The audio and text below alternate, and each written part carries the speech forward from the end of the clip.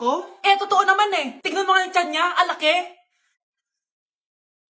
Basta, hindi buntis anak ko. Ba't di natin siya tanungin, Mare? Anak, halika dito. Yes, Nay? Buntis ka ba? Ha? Hindi po, Nay. Eh, bakit ang laki ng tiyan mo? Bloated lang po ako, Nay. Uminom po kasi ako ng soft drinks kanina. Oh, bloated lang pala eh. Pinagsasabi mo dyan. Bahala ka kung ayaw mo maniwala. Sumasakit tiyan ko. Oh, ayan na, mga anak na. Anak, napapano ka?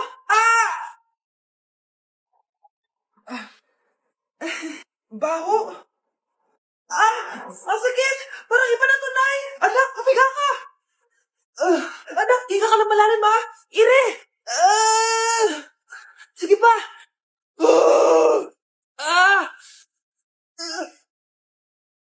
Baby. Sorry, Nay. Tinago ko sa'yo na buntis ako. Okay lang, anak. Pero sinong tatay nito? Ang tatay ng anak ko ay ang anak ni tita.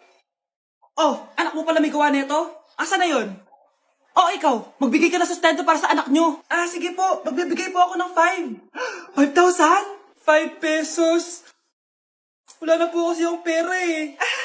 At dahil 5 pesos ang binigay ng tatay mo, lollipop mo ng dedean mo, ha? Mars, ikaw ba yan? Uy, Mars, kamusta ka na? Mars, buntis ba anak mo? Paano mo naman nasabi, Mars? Ba't ganun? Ang laki ng tiyan. Imposible yun, Mars. Wala nga jowa yun eh. Ay naku, Mars. Tanungin na lang natin. Anak, punta ka nga dito. Ano yun, Nay? Anak, di ba wala ka naman jowa? Nay, aamin na po ako. May jowa po talaga ako. Pero di naman kayo nakikita, di ba? Nay, madalas po kami magkita. Pero di ka naman buntis, di ba, anak?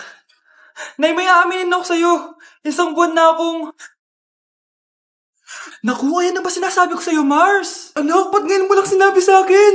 Magkakaapo na tayo. Nagdadalang tae. Nay, alis lang ako, ha? Sige, anak. Iniwan niya phone niya. Ano kayang pinag-uusapan nila dito? Mga walang iya kayo.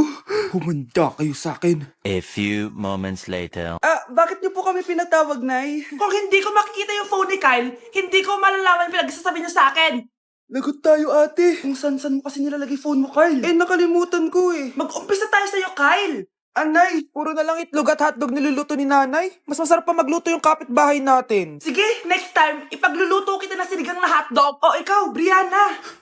Alam niyo bang nagalit sa akin si nanay kasi dati with high honors ako, diba? Tapos ngayon with honors na lang. Siya nga bagsak nung high school eh. Oo, bagsak ako. Pero top 1 ako ng kinder. Kevin? Wala akong sinasabi ha. Sabi talaga si nanay, umaga pa lang galit na siya. Tapos utos pa siya ng utos. Bawal ba magpahinga sa bahay na to? Grabe.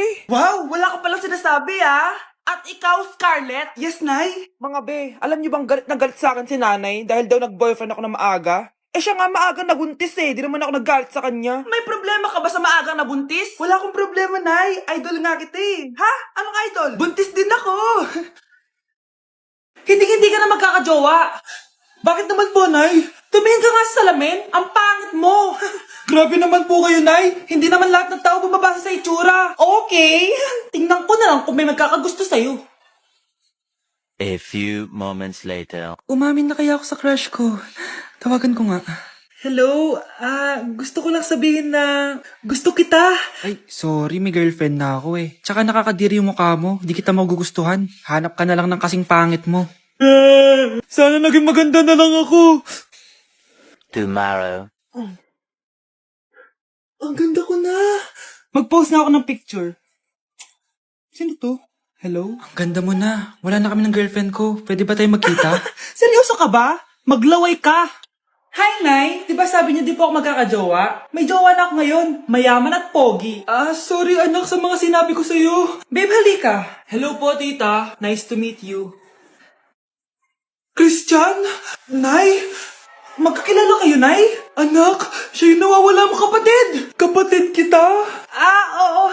Hi, sis.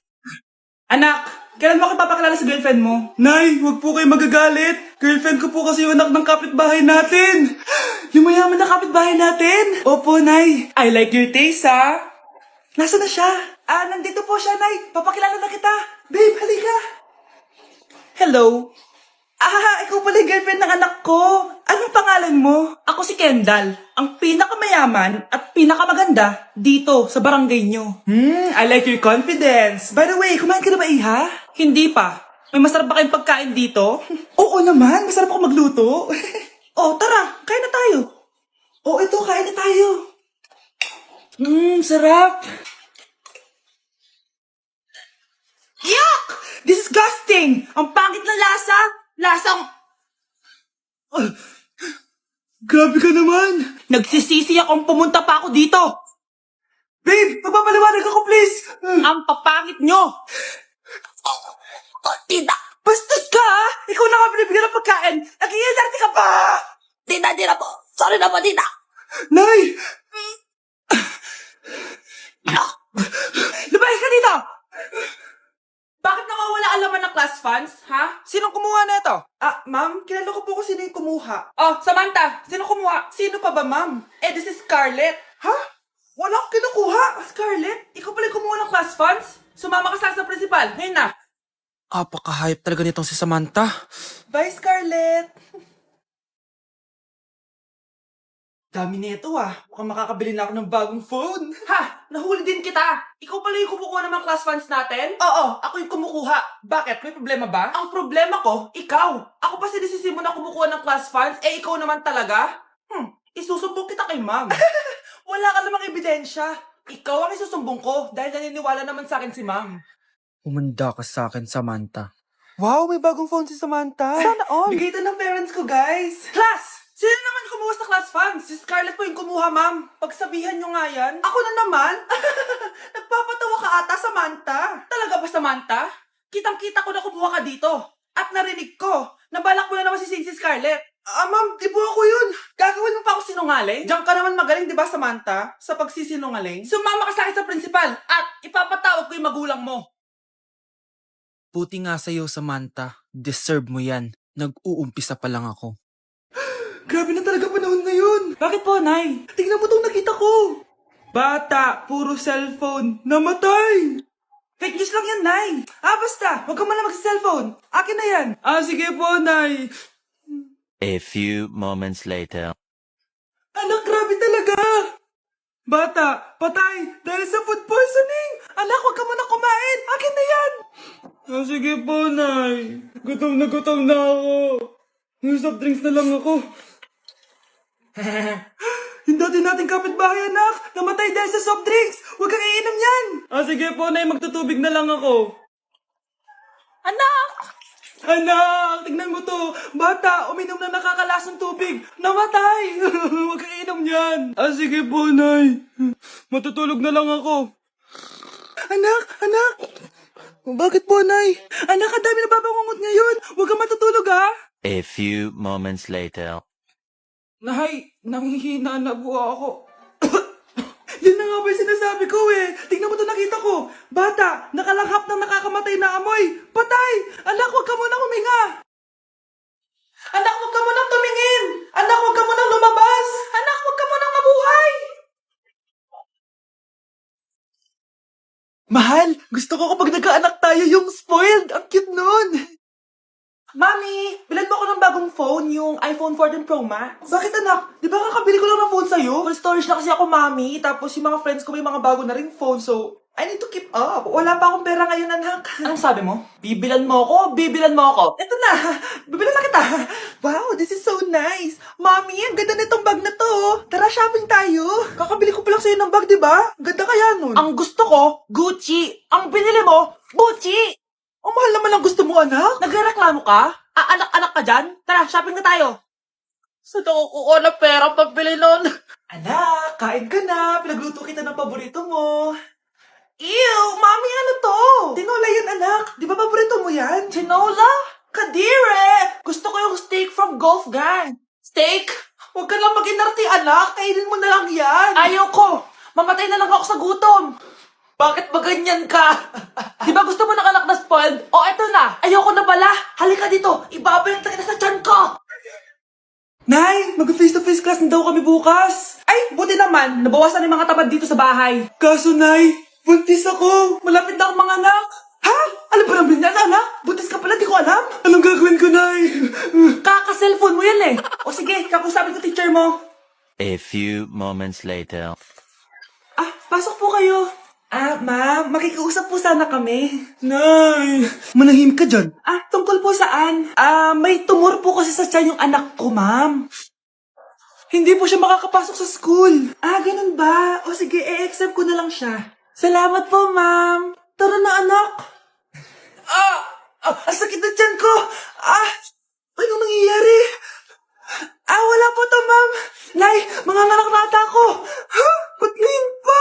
Umiri ka. Ano ba naman yan? Sige, ire. Ayan na, malapit na. Akala ko ba tumor? Ayun na. Grabe na talaga yung mga bataan ngayon. Nagsisibuntisan na. Nay, pasok na po ako ng school, Anak, anong nangyari sa'yo? Ba't parang pauwi na itsura mo? Tinapos ko yung research namin. Visit yung mga kagrupo ko, walang inambag. Apakaseryoso mo naman kasi. Wala ba sa New Year's resolution mo yung mag-enjoy? Mag-e-enjoy lang ako pag ako yung top 1 sa klase namin. Sana, sa pagiging fresh, top 1 ka din. Che, alis na nga ako. A few moments later. Tabi tayo, Haray, guys, tingnan niyo TikTok ni Crystal ang fresh. Wow, pati ba si Crystal ang fresh? Parang hindi siya na-stress nung bakasyon. Ano si Ibe? Epekto ba yun na walang jowa? Anong nangyari sa akin? Di ba ginawa ko yung research natin? Yung visit na to? Ha? Di naman kayo nag-aambag, di ba? Ba't naman nagtatabog ka dyan? Baka gusto mo isumbong kita kay Nan. Ikaw kaya? Isumbong kita sa nanay mo. Di ba bagsak ka sa lahat ng subject, ha? Kumalma ka. Totoo ba to? Lumalapit sa akin si Crush. Magkakajowa na ako. Hi po. Hello. Salamat pala sa pagpapakopya sa akin, ha. Ang taas ng score ko. Wala yun. Basta ikaw. Matalino ka sana, kaso ganyan na tsura mo. Iloso po! Sumbatero! Number 2! Mukhang tasino! Sino nag-aaway? Eto, gamitin mo to. Sikreto to ni Crystal kaya nag-glow up siya. Garnier Anti-Acne Serum. Be, totoo ba yan? No bumps, pimples, and acne marks? Mag-glow up na ako. Oo, be. Ito, try mo na. Ito na ang simula ng aking pagbangon. From breaking out